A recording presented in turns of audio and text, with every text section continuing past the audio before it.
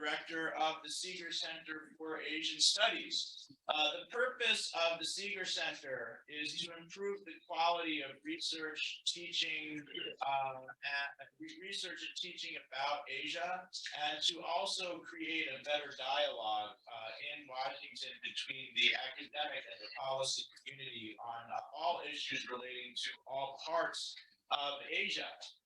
What you are here for today is the Gaston Sigur Memorial Lecture.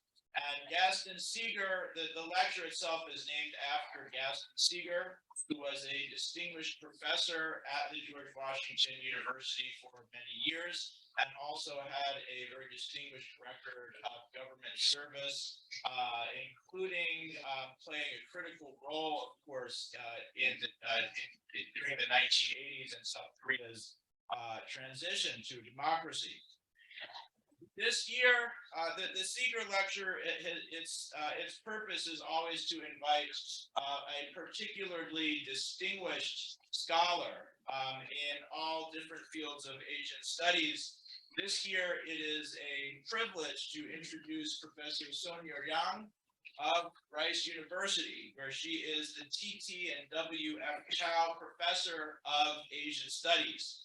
She needs a long introduction. I had to compress her bio a little bit, but she started her career working mainly on the Korean minority in Japan, but her work now encompasses a very wide array of different issues. It is cross-disciplinary and draws on many different fields, including literature and history.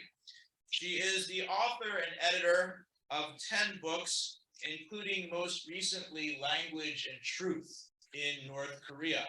Please join me in welcoming Professor Sonia Yang.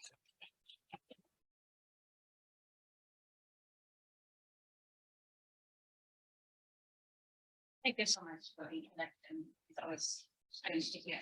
Can you guys hear me? Louder? Louder? Is it good? Okay. Well, it's wonderful to be here to see old friends and new friends and relatively new friends. Again, thank you for the invitation. Some of you might know that I'm an anthropologist, and my original book, first ever book, was published in 1997. That's entitled what's the title? North Koreans in Japan, Language, Ideology, and Identity. For the data gathering of that research, that book, I conducted field work pretty much over the years of 1992 to 3. And so this is really the 30th year since that original field work. I am currently thinking about going back there, and then that's why I wanna locate this, this today's talk in the context, against the context of that 30-year odyssey of mine. This will be very much part of that book. However, I don't know at this point exactly how it's going to figure in. This repatriation of Koreans in Japan to North Korea, and I will of course get to that much more in detail. That started in 1959. It still is an ongoing issue. It's a current issue that is still very much that still structures and conditions the existence of certain Koreans in Japan. And then I will get to this. So when I say North Koreans in Japan, I don't mean to say there is a North Korean citizen living in Japan. There is none. There's no North Korean citizen living in Japan. So why do I call them North Koreans in Japan? Let me get to that a little bit. Yeah, this is sorry. Yes, first the story. Sorry. Fancy. Okay, so let me first tell you what I am talking about. So between 1959 and 1984, a total of 93,340 persons were relocated from Japan to North Korea. This is what we call repatriation. Repatriation is a little, it's a kind of a misnomer. It's not I don't know. Yes, we now call it Kigu or Shoku, Kigu Sao, Shoku Jido. That's how it was called, and we still call it that way. But I hope to be able to tell you that this was actually slightly more complicated than simple repatriation. Japan, of course, was had Korea as a colonial empire, and Korea was Japan's colony. So there are many Koreans in Japan after the war. But anyway, so then, so out of many Koreans, this number of Koreans, well, persons, I should say, were repatriated to North Korea, including some 1,830 Japanese spouses. Now, this of course makes it complicated because in Japan, by law, until 1985, when the Japanese law changed, anybody whose mother is Japanese didn't have Japanese nationality. But after the Japan's ratifying international covenants for human rights, Japan had to revise its nationality law. So many children of Japanese mothers who repatriated to North Korea became Japanese after 1985. So they're able to claim Japanese nationality. So that when I say 1,830 Japanese spouses, it actually is a little more complicated. There'll be a lot more Japanese persons, citizens, or persons who can actually claim Japanese citizenship living in North Korea. And what is more, most Koreans actually originally came from Southern Korea, so southern provinces of the Korean Peninsula, which are current, today's South Korea. So North Korea for them was not really home. That's not where they actually originated from. I know Korea is very small, but culturally, linguistically, and in terms of customs and rituals and food and so on, North and South are very different. Even, some provinces in South are very different. So whether that was their repatriation or not. Was there any Japanese husband? I know there mostly Japanese wives. Yes, no, you're right. You're totally right. Yes. So the spouses meaning both men and women, but predominantly women. There are more wives than husbands. Yes, there were. Yeah. So that's the story. So let's go back to 1945 when Japan surrendered, and then there were, some people say there are about 2.4 million Koreans in Japan. The number is actually a little difficult to verify at this point, but it's somewhere between 2 million and 2.4 million. Most of them, just as soon as they heard the news about Japanese surrender, they wanted to return to the Korean Peninsula. And it was a little chaotic because the occupation force, as you know, Japan was occupied by the US and Allied forces from 45 to 52. Most Koreans, they didn't have much to actually let's see, there were just two extremes. Most Koreans were poor, and then many of them were single male, because many of them were actually responded or maybe recruited, nicely put, by the Wartime Mobilization Act on the part of Japanese Empire. So many of them were working in ammunition factories and constructions, and so because Japanese men were in the army. Many Korean men also went to the army as well. But in Japan itself, many of them were workers. So they all rushed to go back to Korea in a chaotic way because occupational authorities didn't really provide administrative and financial support. And also it was like how can I say, they would crowd fund and then charter a boat to go from Shimonoseki to southern Korea. Shimonoseki is in Kyushu in Japan. So lots of port cities in Japan were filled with Koreans. That was one kind of direction. So, a lot of Koreans went back to South Korea, but some didn't. Some accumulated a comfortable life in Japan. There were one or two very wealthy Koreans as well, and also politically influential ones, and some Christians, a lot of scholars and so on.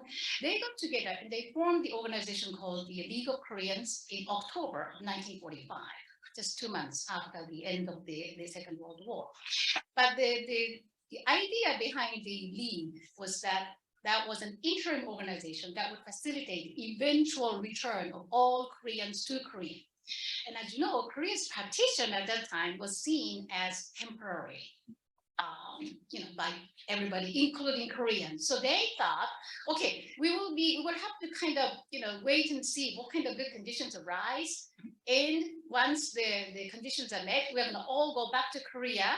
But they didn't realize, they did not foresee that Korea would remain divided in North and South, into two halves of North and South for this long. So the October foundation and establishment of the League of Koreans was not, the League did not support North or South in any exclusive ways. League had the representation, the overseas office in Seoul, in South Korea, reflecting the fact that most first generation Koreans in Japan came from the southern provinces.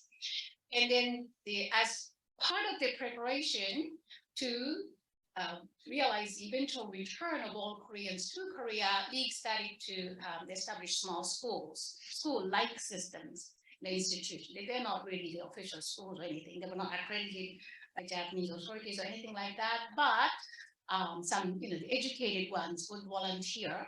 Educated Koreans would volunteer to teach Korean language and history and so on to children, because the idea was that everybody has to know about Korea because we will be returning eventually to Korea, and pretty soon. That was the idea.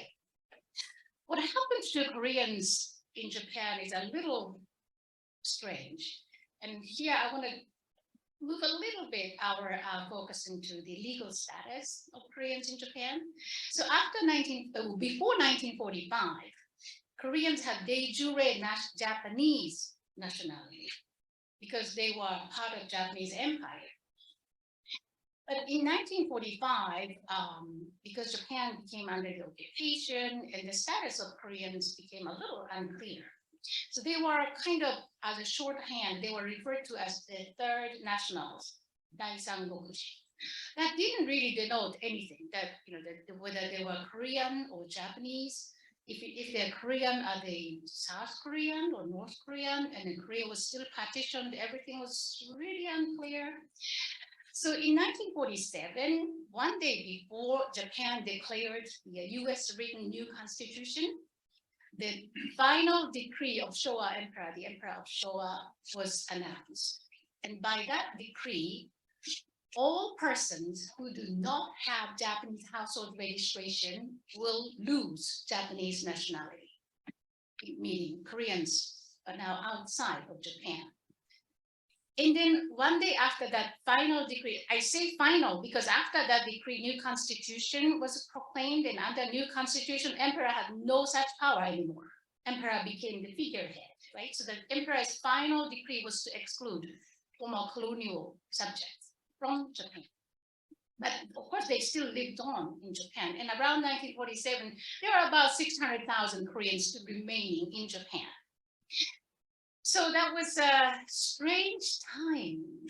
But again, please try to remember this entire dynamic was that we will go back to Korea, maybe very soon, and we will not stay on in Japan.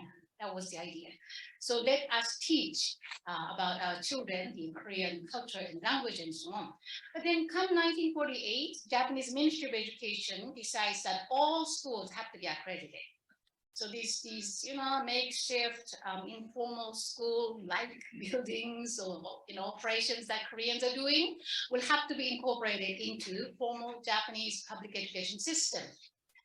And instruction language was going to become Japanese, no Korean education, because now it is a Japanese national standardized education.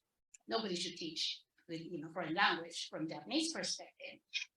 So Koreans resisted, and as you can see, this is an article covering the turmoil. So April 24th of 1948, there was a huge incident in Kobe, Western Japan, west of Osaka, where Koreans resisted and they demonstrated, and I think at one point they occupied the governor's mansion, and all these things happened. At that time, I should also mention that Japan was very different. Right after the end of the Second World War, the freedom of thought became a thing in Japan because it was not available during the very rigid military government. So Communist Party was revived, and a lot of left-leaning Japanese actually supported this cause. So it's a little difficult to see, but this crowd is actually not just Koreans, but many left-leaning, let's say internationally minded Japanese leftists actually supported this. But on 24th of April, 1948, martial law was declared by the occupation forces. That was the only martial law that was declared during the occupation, only time against Koreans. And then 3 or 4 people were shot. One died, and then one sustained head injury and later died. And then the other person, who was a teacher in Korean school, mysteriously died in his jail cell. So that was 1948. And come 1949, in Japan, this law called the Destruction Prevention Law, which is actually a rather difficult law to apply. This was the first time that post-war Hakai Boshiho, Destruction Prevention Law, was applied to legal Koreans in 1949. This picture is actually, these are Japanese police officers that occupied, that blocked the entrance of the headquarters of the legal Koreans. The next time this law was applied was incidentally for the, I don't know if you remember, the Om Supreme faith. Remember domestic terrorists? Do you remember? Anyway, it was much later. So that was 1949. After that, most Korean former members of the League actually joined the Japanese Communist Party because Japanese Communist Party was not suppressed. And then also, I want to emphasize that at that time, the idea was that with China and North Korea becoming socialist, the idea was there was kind of belief, I should say.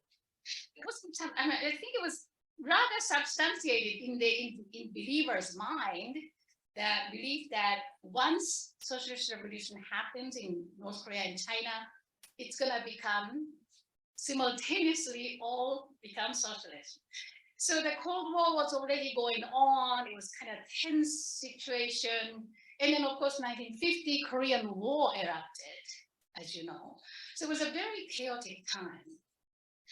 At that time, these Koreans who were leftist Koreans, they didn't necessarily support North Korea. The opinion was still very much split between internationalists who insisted that we should join Japanese revolution, because joining Japanese revolution is going to help Korea as well, because internationally we will all become socialist. Other more patriotic ones were much more focused on North Korea. We should just help North Korea, especially now North Korea is fighting Americans during the Korean War. So there was a kind of split. But in the meantime, yet another status change happens to Koreans in terms of legal status. So 1952, the San Francisco Treaty was signed between Japan and United States. Meaning, it's such a strange treaty, isn't it? Because meaning no Korea or Taiwan or nobody else signed. So the fate of former colonial peoples that are remaining in Japan was decided by Japan and the US. And it's kind of very shabby decision. They're called the Heiwa Joyak Kokuseki Bigatsuja. Kyonga Joyak Kuktok Italija, I think. And it means the persons who basically lost nationality by the effect of history. So that was the legal definition of Koreans remaining in Japan. And their alien registration certificate now stated this law was like 126-2. So that became their nationality, if you like. So then when the Korean War ended in 1953, North Korea kind of has a different approach to Japan. And as many of you know, the South Korea had a really hard time trying to reach the post-war diplomatic relations, normalization with Japan, due to the post-colonial settlement, and Syngman-rhee was not at all forthcoming. It's only after Park Chung-hee, President Park, became the present, that's when they settled. So for the longest time, Japanese and South Korean governments were disputing how to settle their colonial, their legacy. What is a good post-colonial settlement? In the meantime, North Korea kind of seizes upon the opportunity, and they kind of start sending interesting communiques. And one of them said in 1955 that North Korea was prepared to enter a normal diplomatic relations with Japan, current Japanese government. So the Koreans that were somewhere underground because after the suppression, they became a wanted man, and then but many of them were the JC as Japanese Communist Party members. They had a huge an open debate season, and then they said if current North Korean government was prepared to enter the current counterpart, Japanese counterpart, that means we must not resist, we must not cause trouble, we must not become a problem child for the Japanese government. Instead, let us regroup. And then they declared themselves to be North Korea's overseas citizens. This was actually a very clever move because now, unlike legal Koreans, they are now saying that we're not really interested in welfare or civil rights in Japan for Koreans because we, as sojourners, we are going to return to Korea anyways. So we're not interested. What we're interested is to advocate our identity as North Korea's overseas nationals and also safeguard the reputation of North Korea, our fatherland. The anomaly, of course, is that the majority of Koreans who were formed into the new organization in 1955 were actually Southerners, as you can imagine, because they didn't change. The new organization is called Chongyeon. It's Korean abbreviation. In English, it's such a clumsy name. General Association of Korean Residents in Japan, or something like that. But I'm going to refer to Chongyeon a few times in this talk. That's 1955, and then the repatriation is 1959. That's when it starts. So 4 years, Chongyeon became one of the major protagonists to actually push this repatriation cause. Okay. So at that time, Koreans in Japan were much poorer than Japanese were. And as you can imagine, they did not have any legal status. Their residential situation was very, how can I say, not very desirable, and they really built they built slums, if you like, the Korean ghettos, that kind of situation, and many of them did not have any qualification to have the reputable occupation and so on. Many of them are very only barely educated. So the poverty was severe. It was a really severe problem. And then on top of that, lack of citizenship. So children's future became a real concern. Even though politically minded ones would preach to you that one day Korea will be reunified and then we will all go. But the actual day-to-day living was very tough for most Koreans in Japan. So, let me just go back. I say that humanitarianism. So when the repatriation to North Korea the idea was floated, the buzzword was humanitarianism. This is the most humanitarian solution for these poverty-stricken Koreans. It's only human, it's only humane to send them back to their country, in this case, North Korea. But of course, if that country was bad, it's not going to be humanitarian. But there was a different idea about North Korea is now being disseminated by Japanese media. And North Korea would invite media reporters. This is actually Sankei Shimbun. Sankei Shimbun is currently the most anti-Korean. Sorry, but yes, it was. So they're saying the first line says, 北朝鮮は変わった. North Korea has transformed.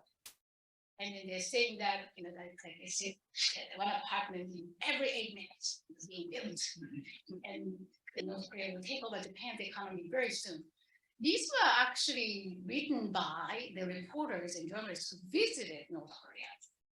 Now, of course, did they visit? Did they have freedom of movement? Maybe not, but they still pretty much kind of rolled out what they saw, what they were told in North Korea.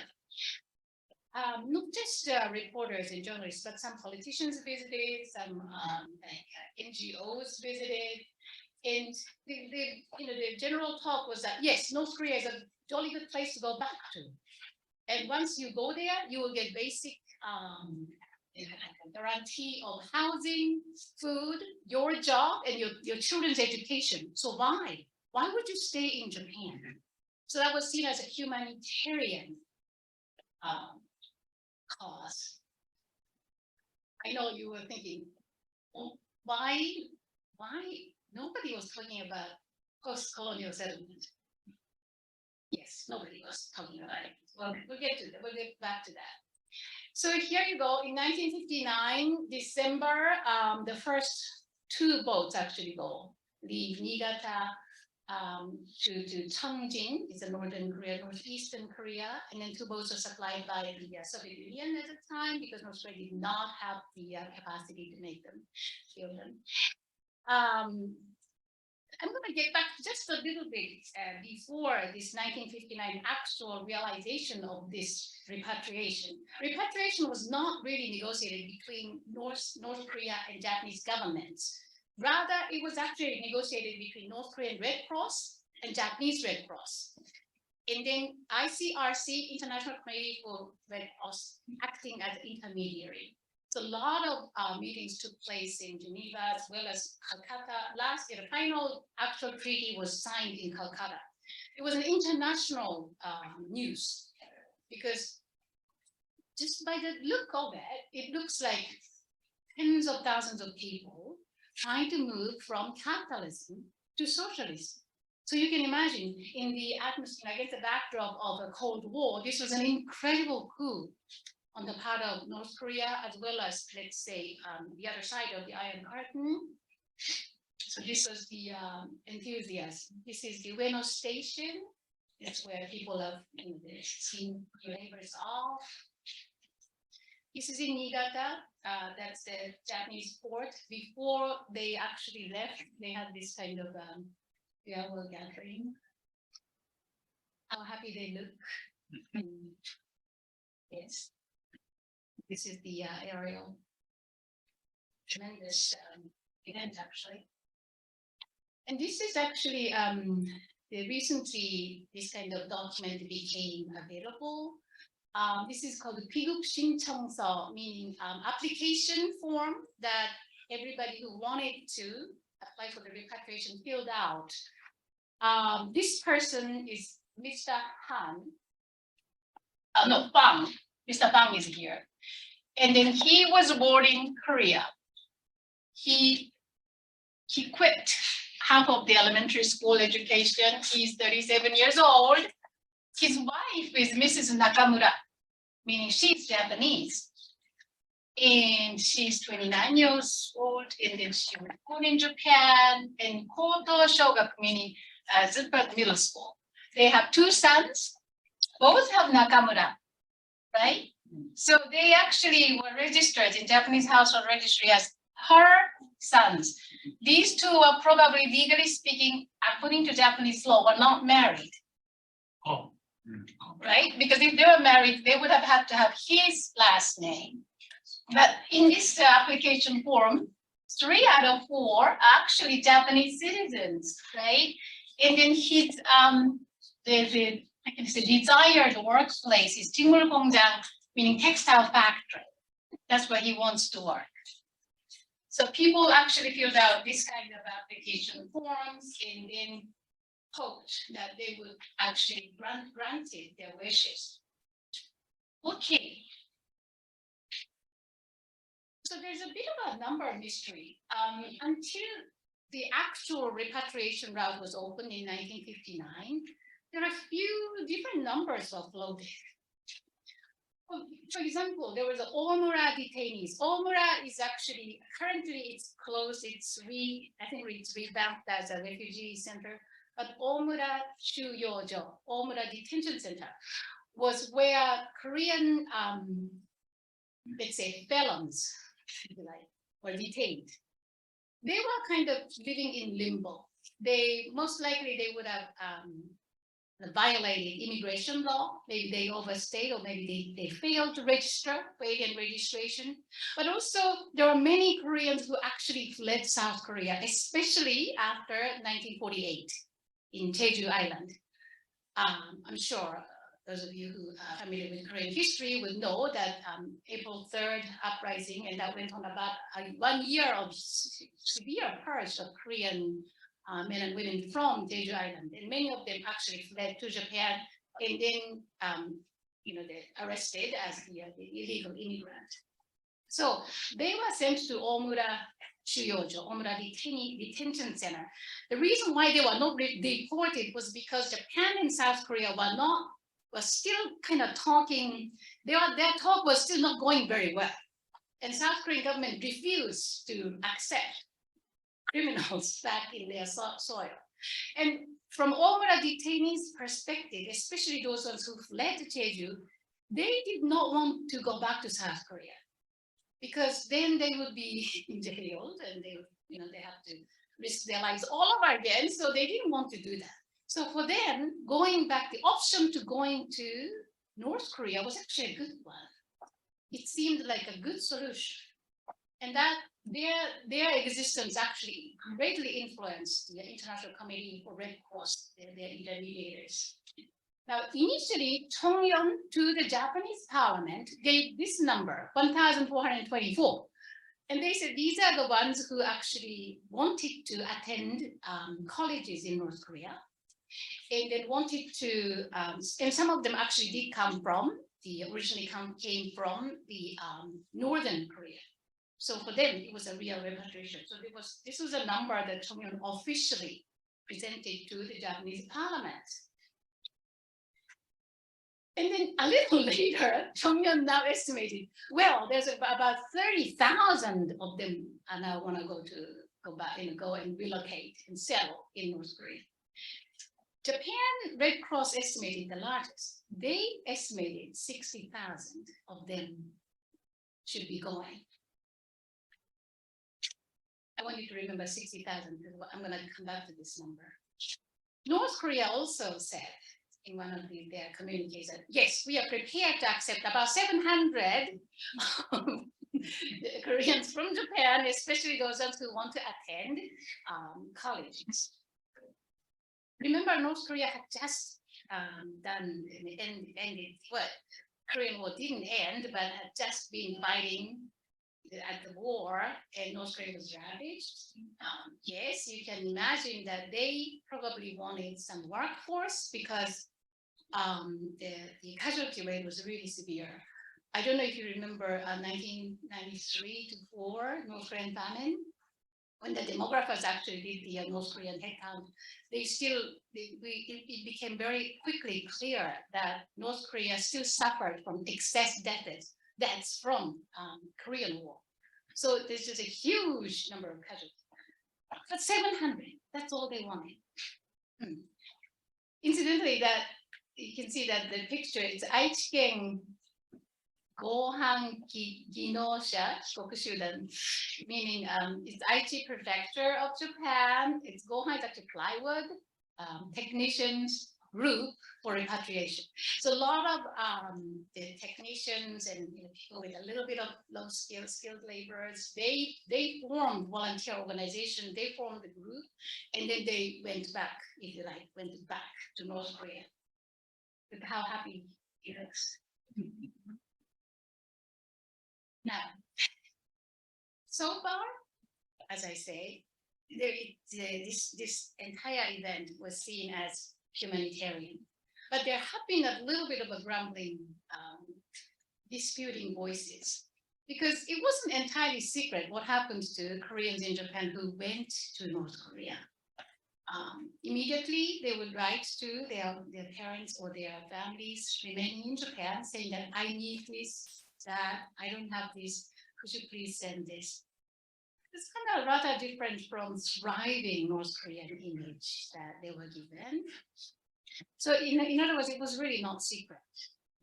question, of course, remains, how come that 93,000 of them still went after knowing about it? This is still a penny question. Luckily, for us, there have been a quite serious revision and revisiting of this issue, and mostly in Japan, but the trigger was given by this great scholar, Tessa Morris. She's an Australian scholar of Japanese history. So her book, 2007, Exodus to North Korea, based on 2004 declassification of ICRC papers.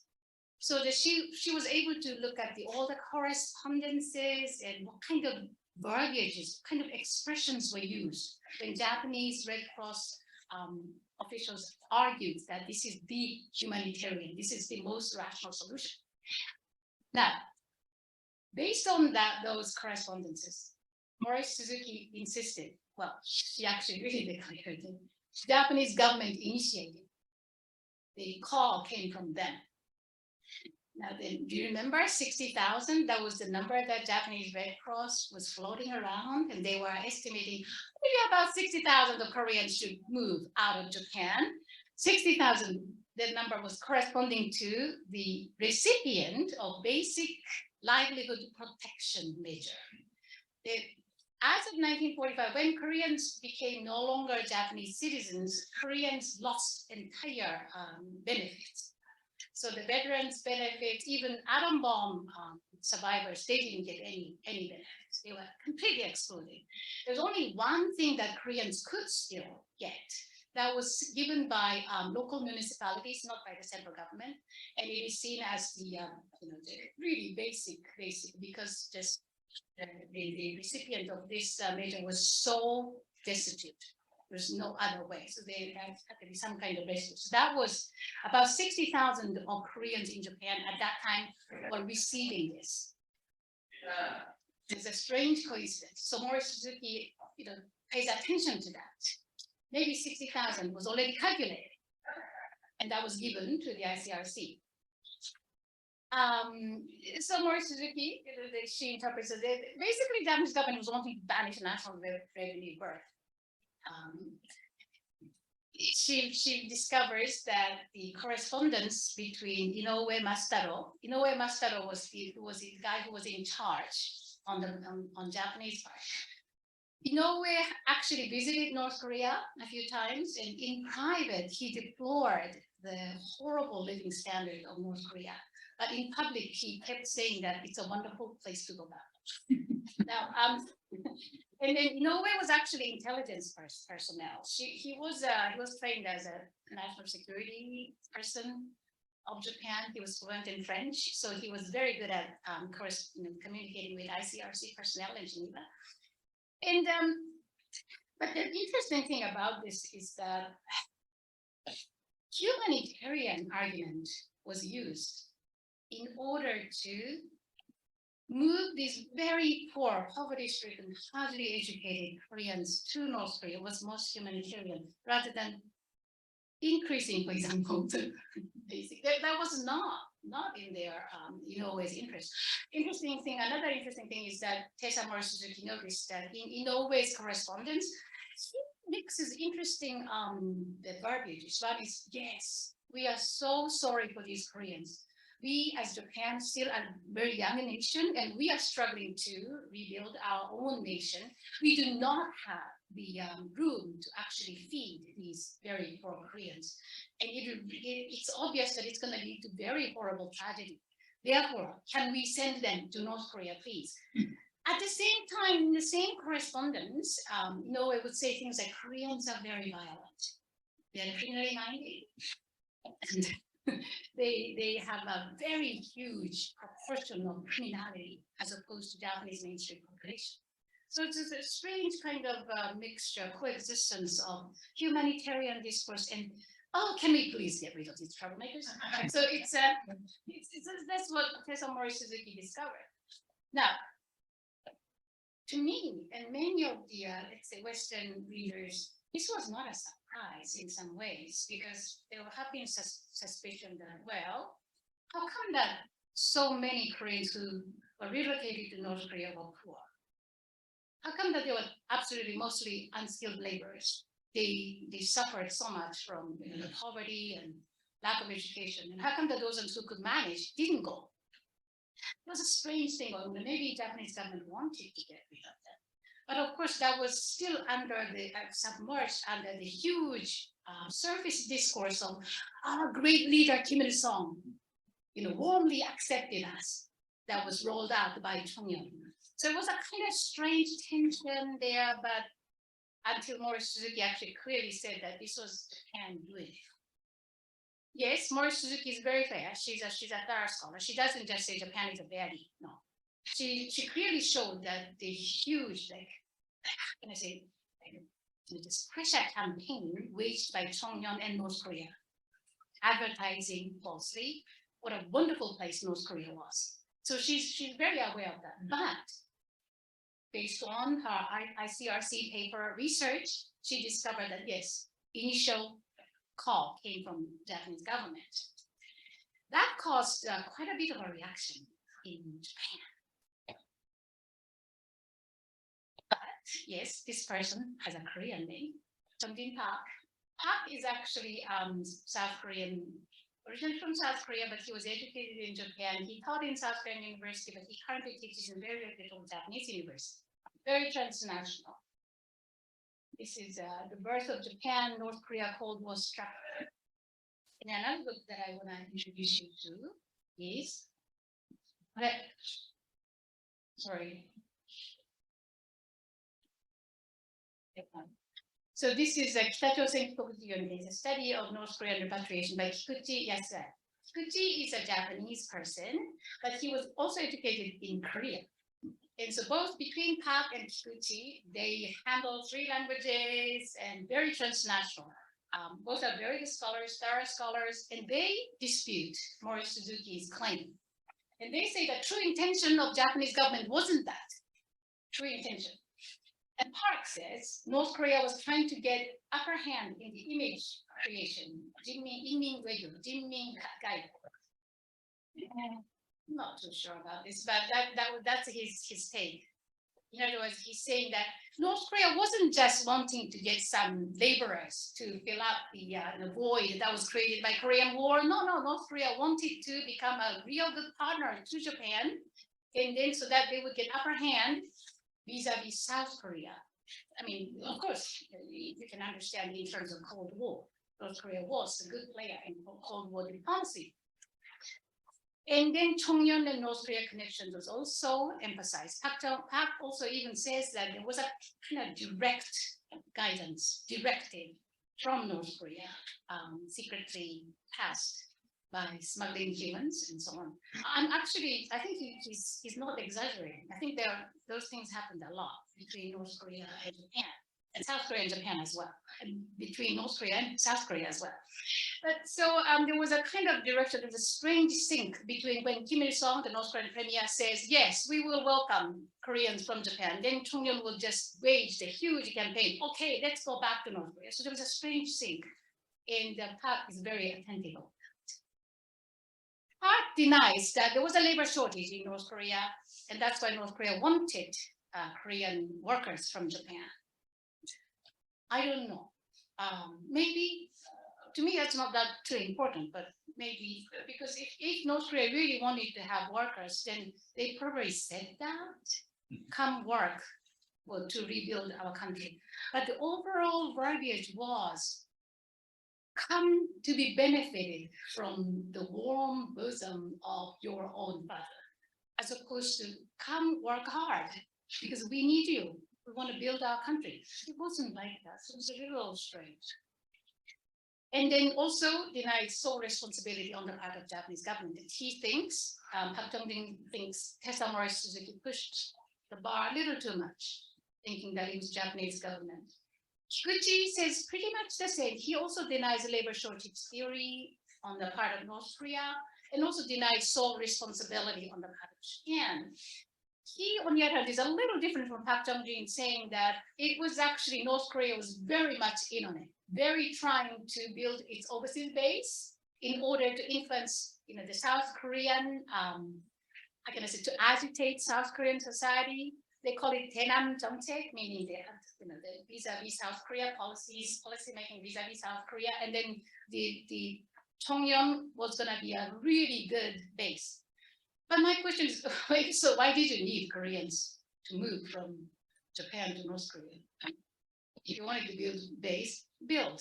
Why did you need to move people? So I wasn't too sure. But both of them, again, their contribution is enormous in the sense that they went through thorough diplomatic papers that Tesamori Suzuki didn't necessarily cover, and they kind of put Tesamori Suzuki's Japan theory into little in the middle. I am not sure though, because both of them are very hung up on true intentions of Japanese government. I mean, can we even, is there any such a thing as true intention of a government? I don't know, I'm not too sure. Now, more recently, there are a few interesting revisionistic or say revisiting of this issue. This was by Matsuura Masanobu, it's a very brand new book. He uses Gregory Katza's theory of the administered mass organization. And Katza studied the wartime mobilization organizations in Japan, like patriotic women's society and so on, and how effectively these were used in terms of mobilizing the entire population. And he applies that, Matsuura, he applies that to Cheongyeon's case. And he says Cheongyeon was administered by Pyongyang. And then Cheongyeon was able to mass organize. The next person, similarly, my favorite scholar,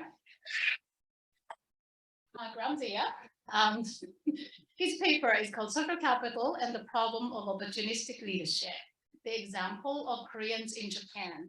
So according to Ramsey, there's this thing called social capital. And he said we have to pay attention to this thing, the ability to use the resulting access to information and collective punishment and procedure.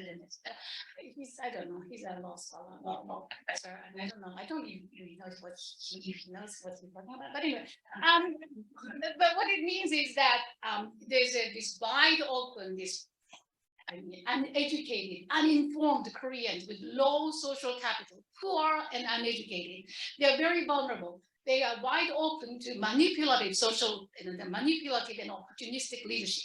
That's where Cheongyeon came in and then mobilized these uninformed and unsuspecting Koreans who really were very vulnerable, didn't have any recourse, and then sent them to North Korea. Perhaps. I think there are, all these are, elements that actually made this strange repatriation of Koreans from Japan to North Korea possible.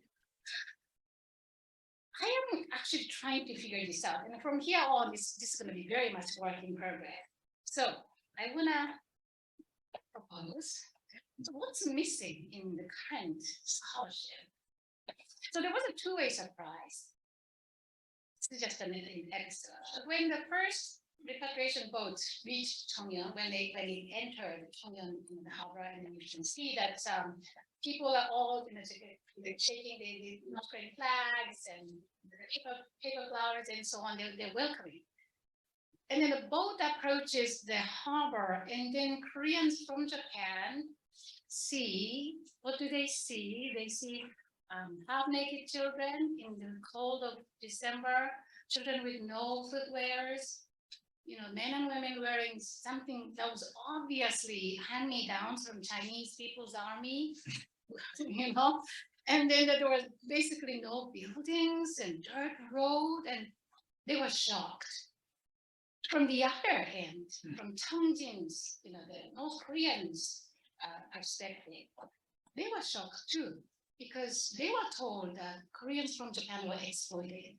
They were severely deprived of everything. They would come here to be accepted by warm bosom of the fatherland. But they're obviously better nourished than themselves. They're wearing better clothing. They're just obviously better off. So they both were in shock. This became clear after somebody who was actually in charge of this mission defected to South Korea, and he recounted this. So there was a commotion on the boat. some people said, I'm not gonna get out. But of course, they all had to. And then from the Cheongjin's reception perspective, they were very upset because they would, Koreans from Japan would be surprised not to see white rice. That was not readily available. So Cheongyeon put some money into that first reception center. They kind of tried to come up with Japanese standard, but it was very difficult. And then also for the workers, North Korean workers who are working in that reception center, they were very upset because we cannot possibly eat this. And yet they are complaining that, what kind of burden are they gonna be? So that was a very tense moment. But yes, the question remains, why did they keep going, right? 93,000, why did they keep going? Strange, right?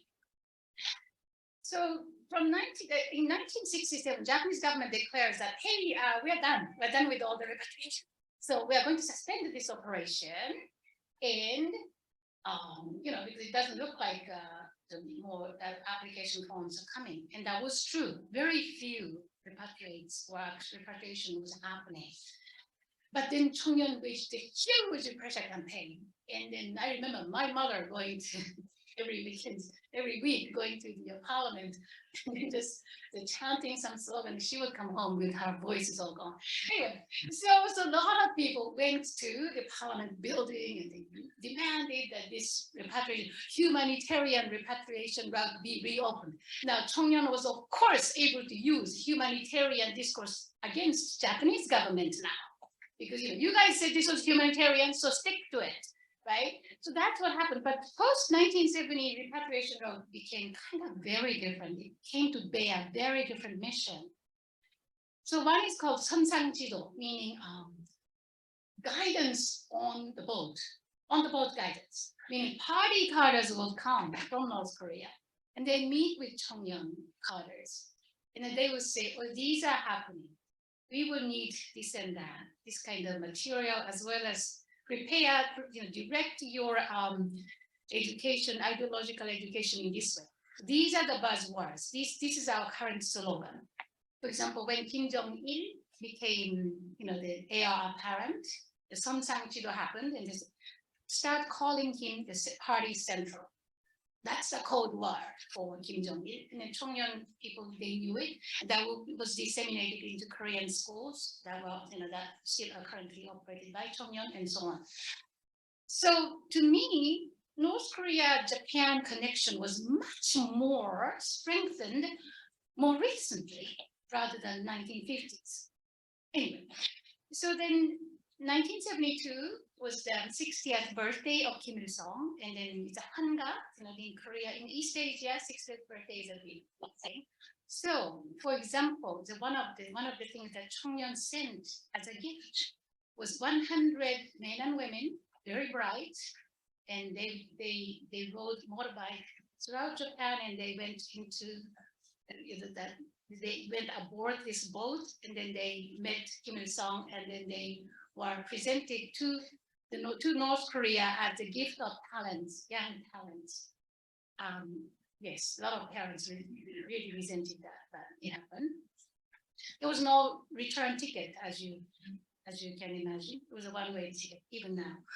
Okay, and then sometimes we hear delinquent children of Cheongyeon cadres would be sent. They were sent to North Korea because, if you're gonna be apprehended by Japanese police, go back to North Korea. And then there were some children who were disabled, who, the Koreans in Japan did not have any means to get the benefits to raise disabled children. They were sent. Really inhumane. And then political banishment of rivals, it happened. So the repatriation route after 1970s functioned quite differently. My other interpretation might be that we can now see this as a human trafficking. In current, I'm not a lawyer, so in current, the social scientific discourse, following Palermo protocol, it's a human trafficking is defined as the recruitment, transportation, transfer, or receipt of persons by means of including deception. Deception played a really big role, including Japanese officials all parties that were involved used deception of some sort. But what was that purpose? To boost their national image on the part of North Korea?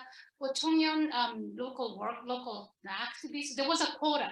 How many can you send? How many Koreans can you send to North Korea? And then they get the check mark. That was their, their quota. So here I want to think about it a little bit. So for me, what Japanese government did in terms of sending poor Koreans to North Korea wasn't necessarily anti-Korean. Wasn't necessarily emotional. It was part of a very rational policy that post-war Japan took. If you look at Japan's immigration policy from 1955 until around 1962, every year about 10,000 of Japanese left for Latin and South Americas. They were promised by the government, if you go to Bolivia, you'll become a landlord. And they turned out to be that was not true, and then it became very difficult for them to come back, even though legally nothing was, preventing them from doing so. So it's a similar kind of story. So it was, one can see that it's a part of what I call biopolitical, where regulation, management, and demographics and population control becomes the rational, part of rational government. And that to me is a very different power governing Koreans in Japan. So for example, in 1923, there was a massacre of Koreans following the big, large earthquake in Tokyo. In those days, Japanese were not citizens, they were subjects, they were imperial subjects. The emperor was the sovereign, not the people. People became sovereign only after the US occupation. And can you see this picture? This was actually recounted, drawn by fourth grader, Yamazaki Tsuyoshi, and then he was in Motoyoko Elementary, that's in Yokohama, I think. The person with darker clothes, that was Korean. It's a little difficult to see, but you can see the swarming other people trying to get him. That's Japanese. This is what the children saw. And there are I read a lot of children's diaries and then notes and recollection, because it was a part of the education system to make children recall what happened during the earthquake. So it was actually pretty shocking. Compared to that, comfort women. So it's moving towards rational use of power. As you know, comfort women were sex slaves that were forcefully put to work under the Japanese army. Now, there were diverse recruitment lists, and then also condom production was envisioned. Someone in the government office actually planned how many condoms are we gonna need, and then which factories to be assigned to produce how many. And then the use of condom was mandatory because the comfort women, these women were seen as a gift of the emperor. They were seen as a thing, but not just anything.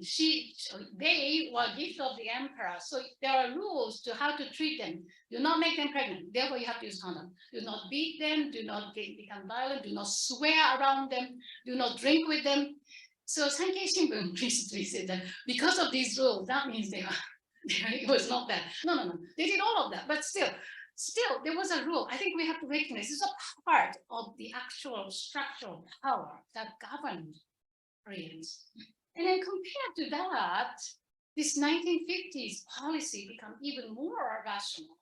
So that compared to 1923, comfort women was, let's say, kind of transitional to the rational government. And then 1955, regardless of their nationality, because Japanese government did send their own nationals to abroad as well. So how should we actually understand this? Should we understand that in a much larger context? Because this repatriation has been always talked about Korea versus Japan. Yes, that's there, definitely. There were lots of ethnic prejudices on all sides and so on, because North Korea was actually very prejudiced. It still is, currently is prejudiced against repatriated Koreans from Japan. Why do you think here, sometime in the 1970s, why do you think North Korean agency kidnapped innocent Japanese citizens in 1970s and 80s that became a big thing in 2002 when Kim Jong-il brought it out. It's because they never trusted Korean returnees from Japan. And then the Japanese citizens were put to use to raise, to cultivate, to train the spies, actually. They could have done that by using Koreans who repatriated from Japan, but no, they did not trust them. Okay.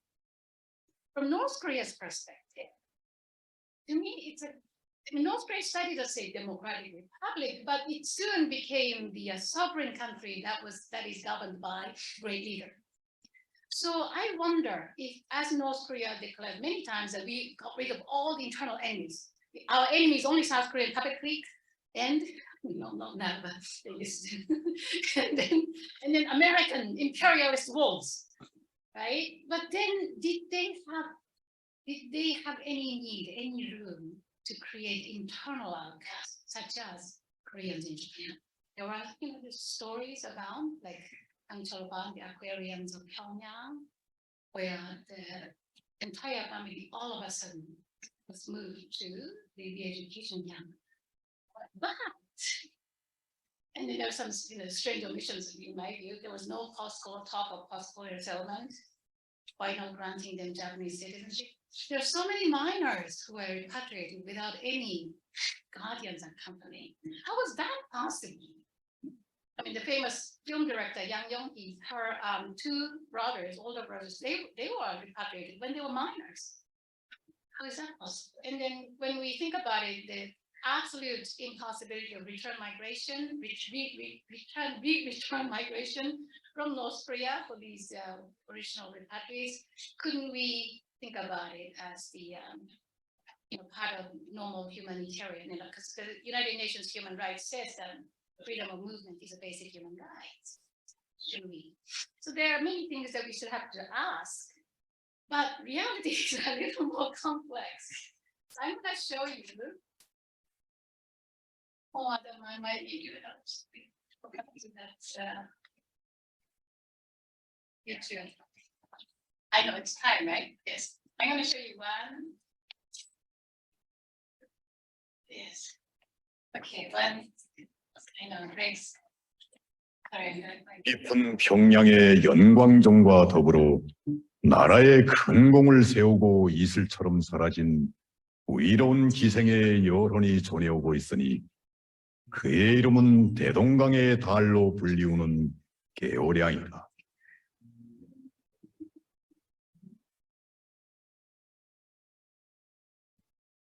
전 개오량이옵니다. 희생이 아니란 말입니다. 전 땅을 제패하기 위한 전략에서 내들을 선봉장으로 임명하려고 한다. 꿈도 꾸지 말아요. 걸어요!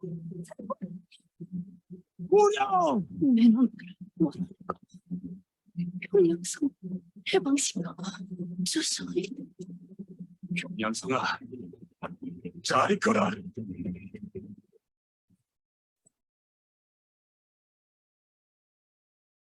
우르르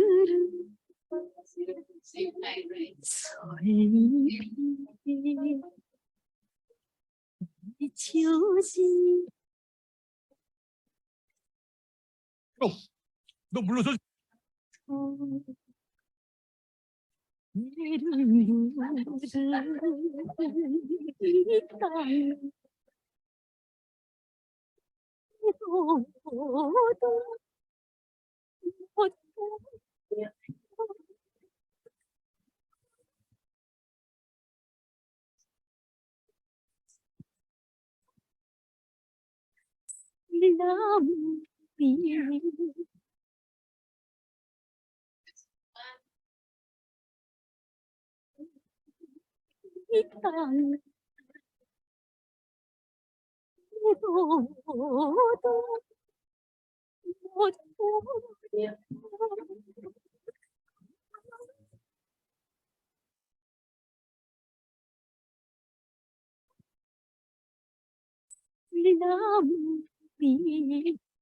My classmate.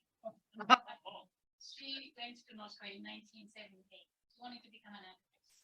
But she thought, even as late as late 1970s, it was very difficult for Koreans in Japan to to become an actress. Oh.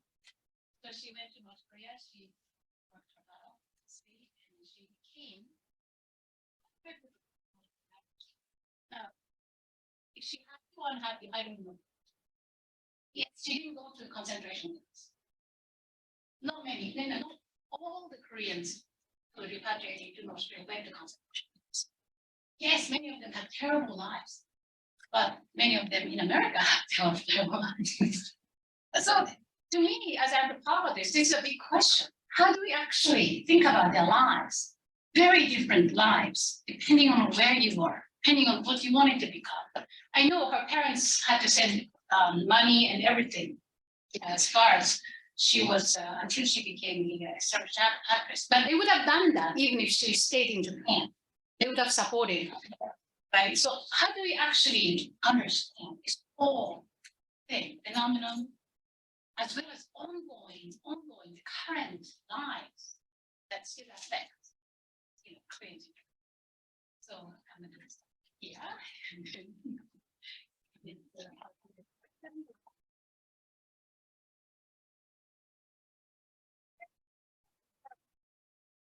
Okay, and Professor Young, you can call on whoever you want, whoever raises their hand from the audience. I would just ask if you have a question, please introduce yourself and make sure you're asking an actual question.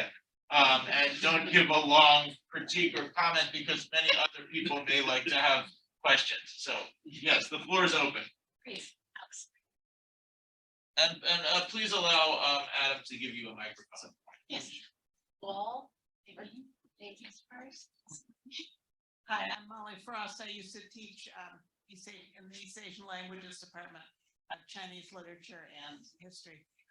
This was a fascinating presentation. How does your history fit into this? Can you just give us a quick? Well, I was born in Japan in 1960. I went to Chongmyeon schools from elementary school to the university. I studied major French. Because at some point we were all told that North Korea wanted to have foreign languages work. So we were told that by learning English or French or Spanish at that time, we were going to contribute to North Korea eventually. That didn't happen. By complete fluke, I went in 1995 to study. It's probably similar to her fate. Again, there's this life's contingency put you in all kinds of different places. When you do follow your path, you're not really thinking of Cold War, American imperialist goals. So it's a strange thing. I don't know how to become this. So to me, it still is. I'm a US citizen, and when I go back to study them to do this 30-year odyssey, it's going to be very different. But we'll still get through because they are still friends of mine. So it's I don't know.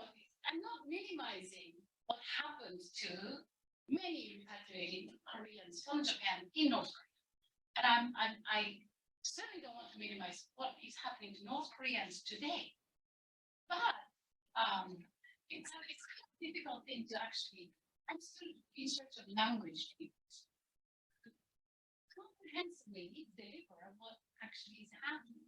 Yes, that's where I'm still struggling. So was your education in Japan? Yes. And then you never went through South Korea? Oh, I go to South Korea all the time now, but no. So you didn't study there or grow I up? did not study there no, even though my parents are both from Southern.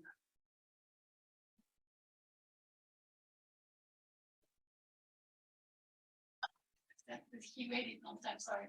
So maybe I can give you a very short answer. Oh, Bill Huang, University of Maryland. But I can give you a very short answer to your final question because my grandparents took 2 of their children to Hong Kong in the 1970s from China. So the living standard gap is huge. So back then, my uncles were earning 10 times the wages compared to my parents.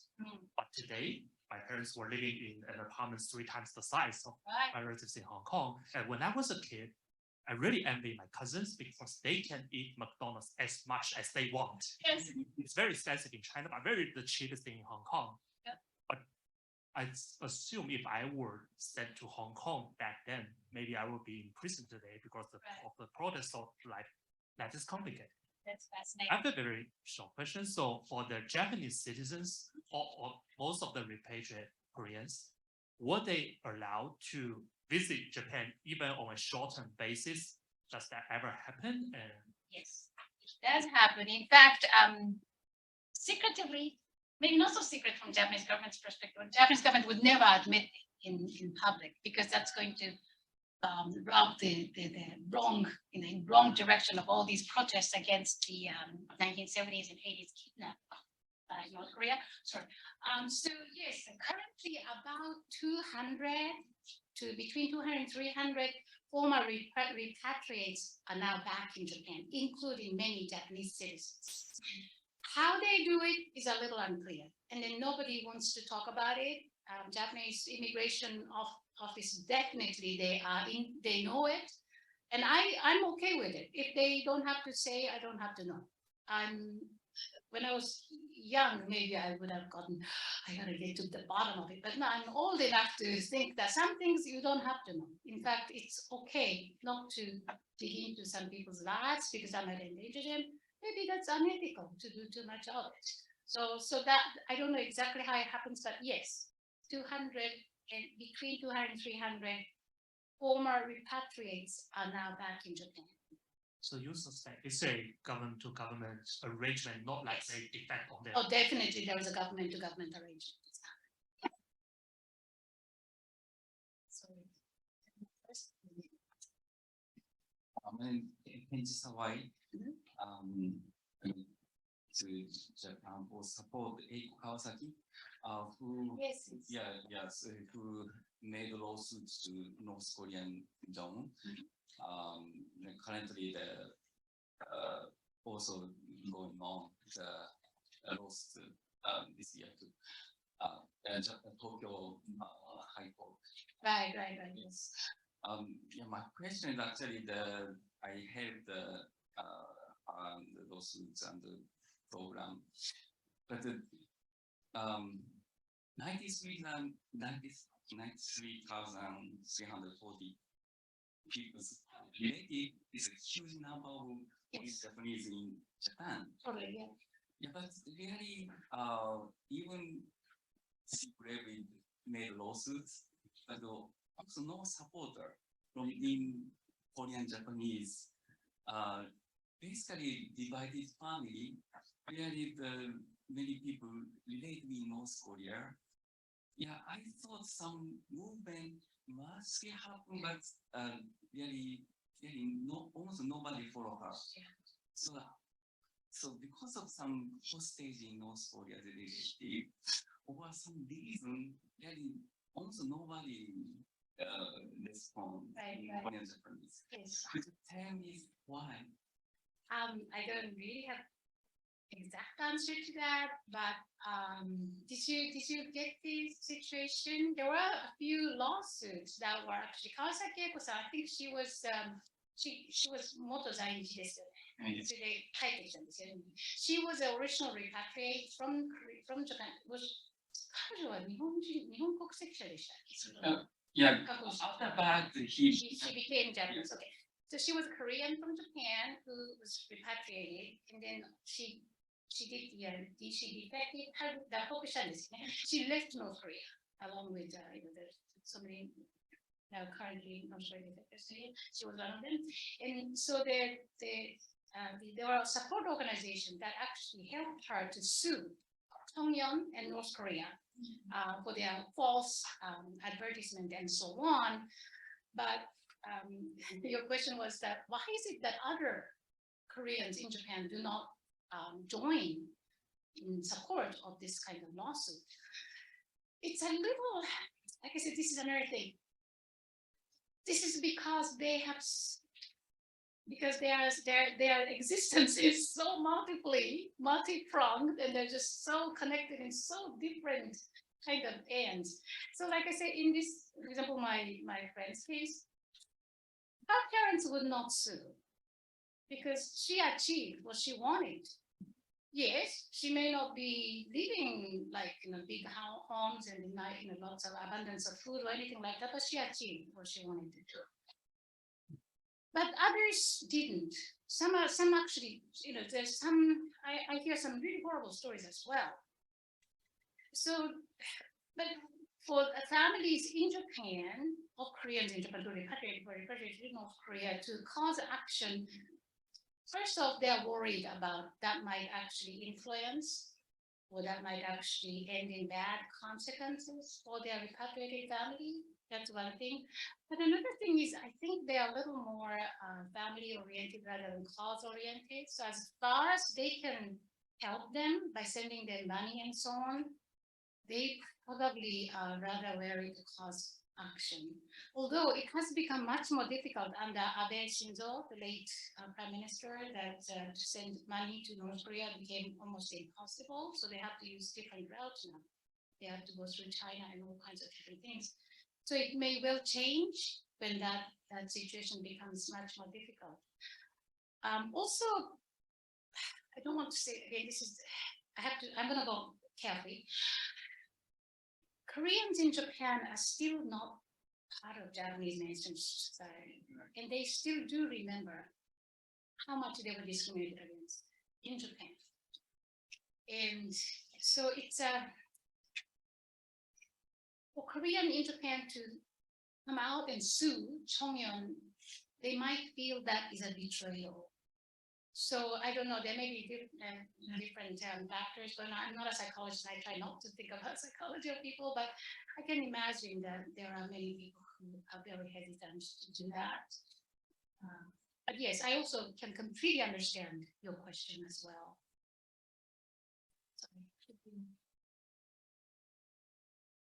Right, thank you. Zhong Tianhan from the Washington University. Thank you very much for your fascinating talk. Because I study intelligence, I want to ask a question about information. So you mentioned that theory that the low social capital of those Koreans in Japan limited their power of knowing the situation. So I was wondering, like, how did the Koreans in Japan know the situation, for example, in North Korea? What are their channel of information? And is it because of some material constraints that make them unable to know? Or is it because there's some social biases, psychological biases that make them unable to understand what is going on? And also back to the question, why these things continue to go despite apparently North Korea was not as some of the propaganda portrayed. Why did they keep not knowing the situation? Thank you. Well, yes, thank you. Initially, some letters would come, reach the remaining families in Japan. Although the letters typically took very long, many weeks, even though it's so close. We normally used to go through Europe, through Czechoslovakia.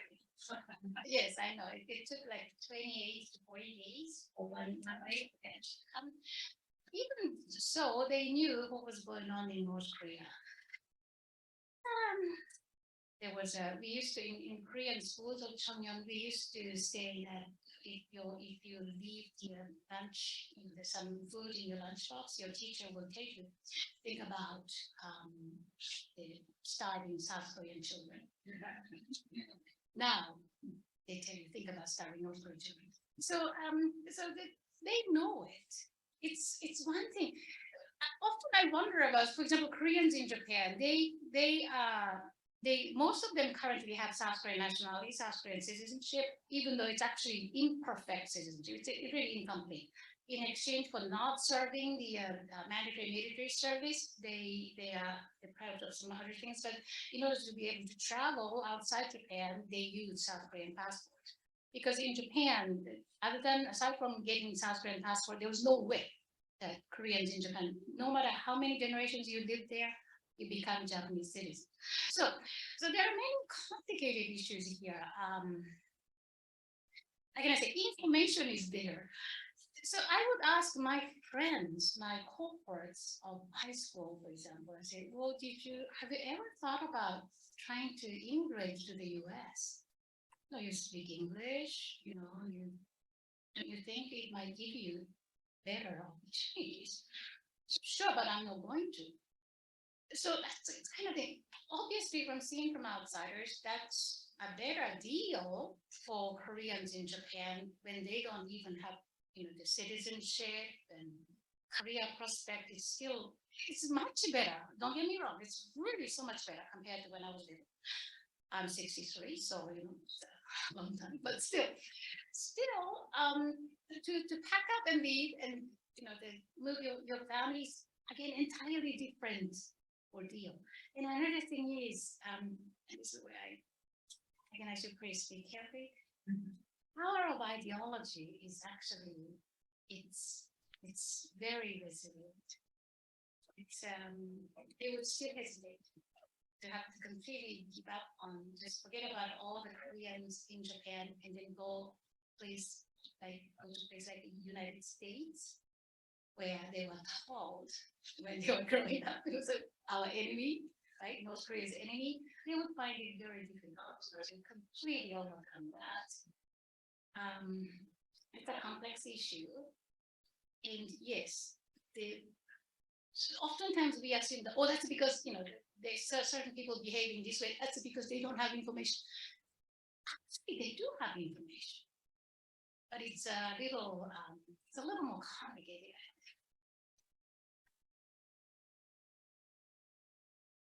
I don't know.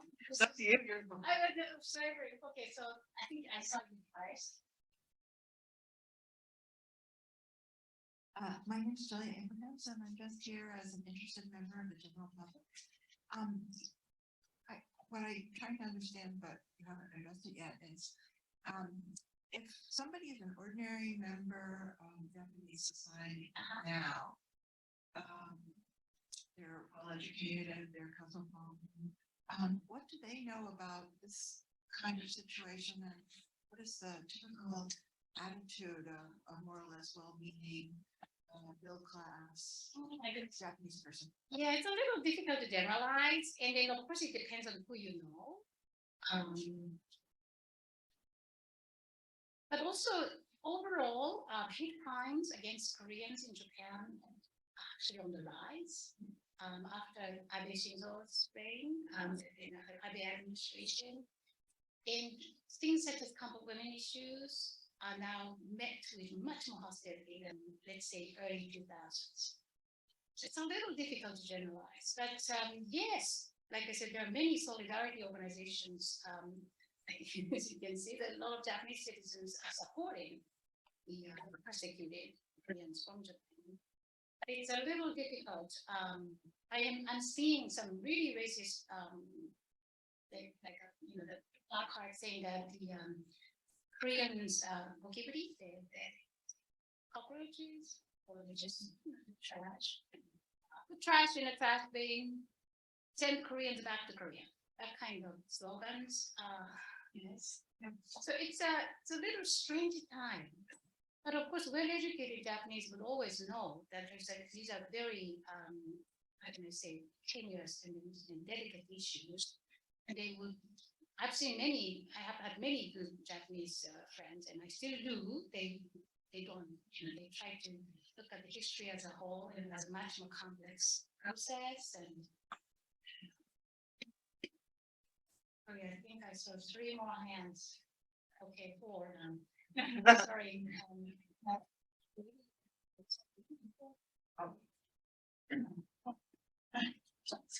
I'm Grace Khan, former State Department. I always thought that the main reason why 93,000 people went to North Korea was because of deception. But now I understand that they actually knew what the situation was like. So does this mean that there really wasn't much deception at all? Or to what degree was deception part of it? So the most of 40,000, no, was it 50 or 60? Really, the bulk of 93,000 actually were repatriated in early pre-1967 suspension repatriation, meaning information was reaching, but still a little unclear. And there were all kinds of, how how can I say, strategies that Chongyeon activists would take. So let's say the local branch of Chongyeon is in grasp, they grasp so-and-so just filed bankruptcy. And they visit their home and suggest, why don't you be repatriated? I know it's gonna be hard and it's not gonna be, as maturely abundant, but given your current situation, wouldn't it be better? This kind of organization work was done very avidly. So even though there was information was there, but I still think deception element is huge. Deception and also not coercion in terms of physical coercion, but coaxing and always visiting, like incessantly visiting, and some other voluntary repatriation. Basically, they similar to this.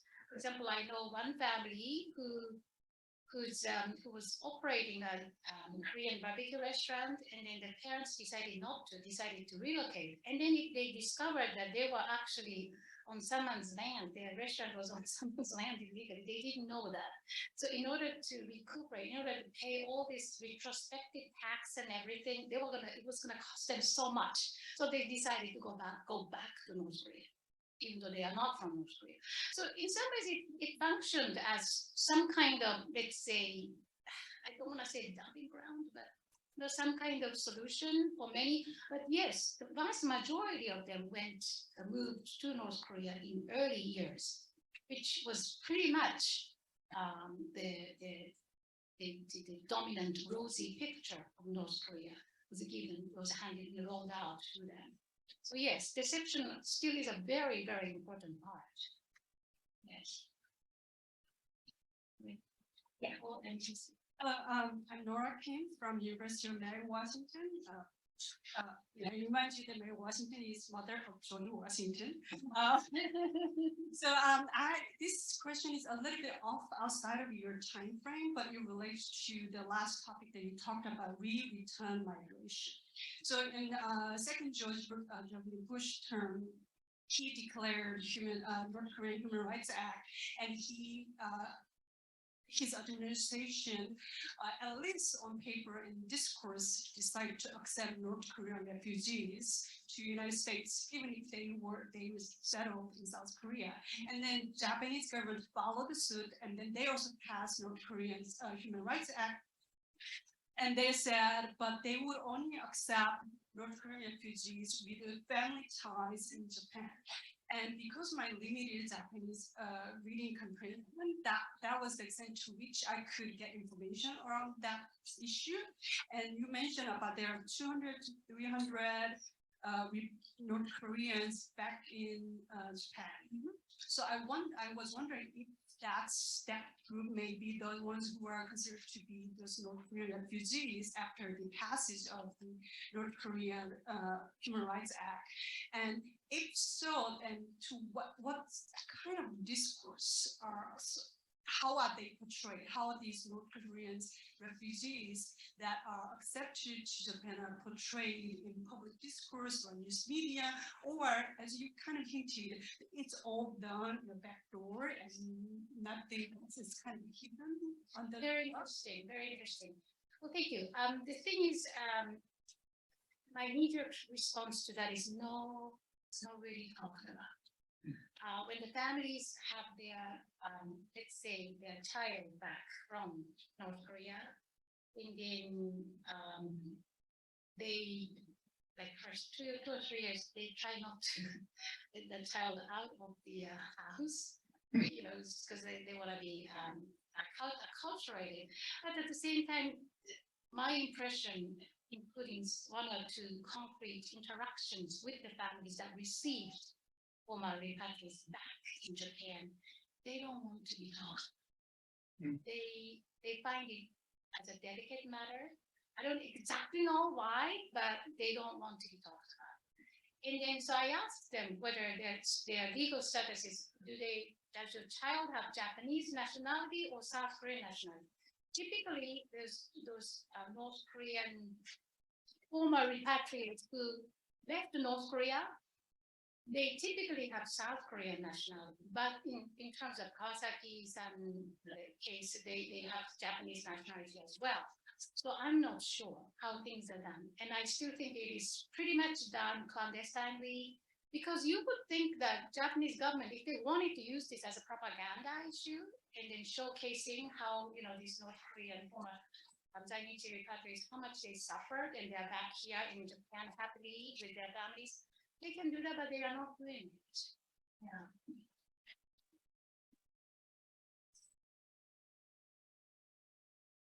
Hello, I'm Andrew Park and I'm an undergrad here at GW. So I'm wondering, like due to the societal pressures of being like Korean, like especially for Chongren, I've heard that numbers are depleting in their organization. So I'm wondering why some still choose to stay there. Because I know like there's a phrase called "우리 학교," meaning our school, Yep. and it's synonymous with the community. So I'm just wondering why people still choose to stay there. Yes, I know. That's why I'm doing this second book after 40 years of period. It's an interesting question. Chongyeon was never a membership issuing kind of secret organization or anything. So you say you claim affiliation, but you don't necessarily have to be affiliated. So the current schools that are run by Chongyeon vaguely, they have completely excised any mentions of grade leader up until high school, I believe. And then when they invite Japanese educators for their some kind of solidarity thing, they hide, they take down the portraits and so on. So they know that what's appealing and what's not appealing to the Japanese society at large. They even work with South Korean educators too. South Korean filmmaker actually stayed in Urihakkyo, stayed in Hokkaido Korean school for a year. Did you see that movie? There's a called Urihakkyo. Actually pretty fascinating. It's a complicated issue, but first and foremost is that they are still not part of Japanese society. And that is actually not a simple matter. After 4 or 5 generations living in Japan, and yet they're still not part of it. So where should they find community? So then this alternative, the form of community, that is why it's persisting. Now, should they be therefore embrace? Should they embrace South Korea and totally become South Korean, go to South Korea? Yes, they do, but they don't necessarily think South Korea is their home because they don't speak good Korean. South Korea is not their home. North Korea is not their home either. So it's a little complicated situation. So in that kind of ambiguous and let's say, the just permanent suspension of their home, finding home in that situation, I can imagine why they want to cling on to the former, let's say, North Korean.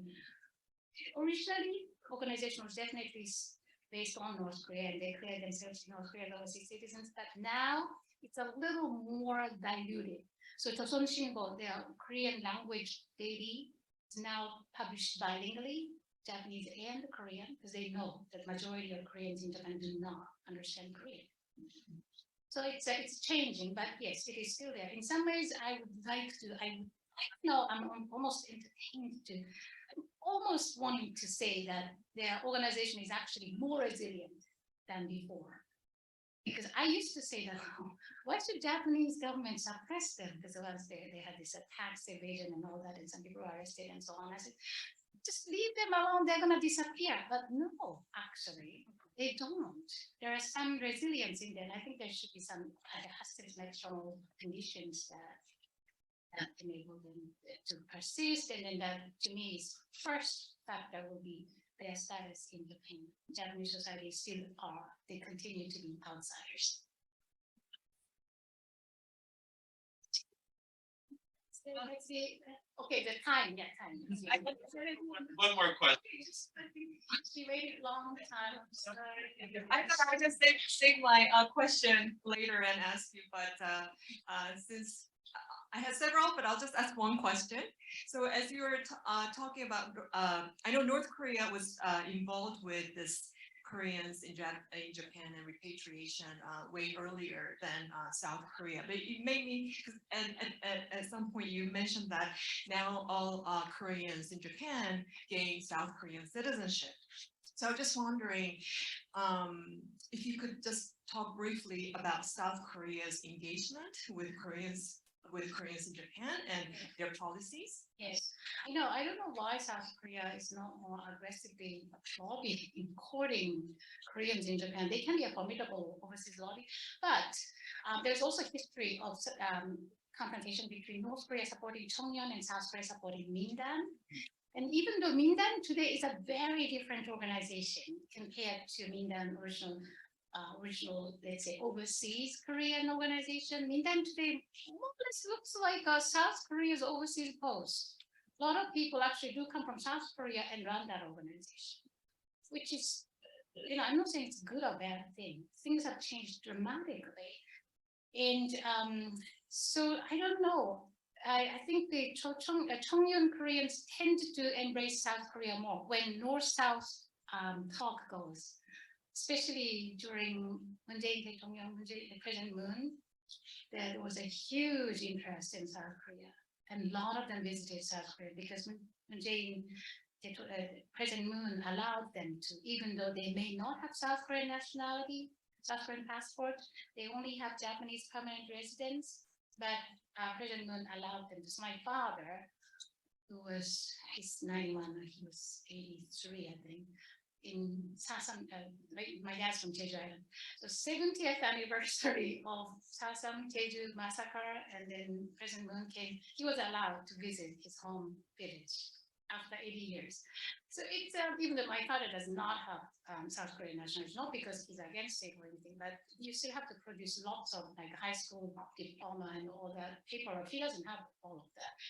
So it's a little complicated situation. Yes, I often wonder, politically speaking, there has to be a lot to gain in terms of South Korean government.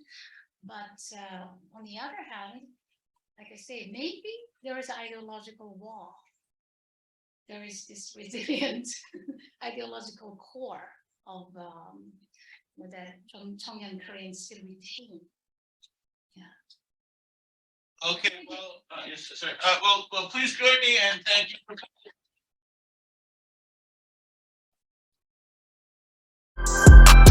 coming.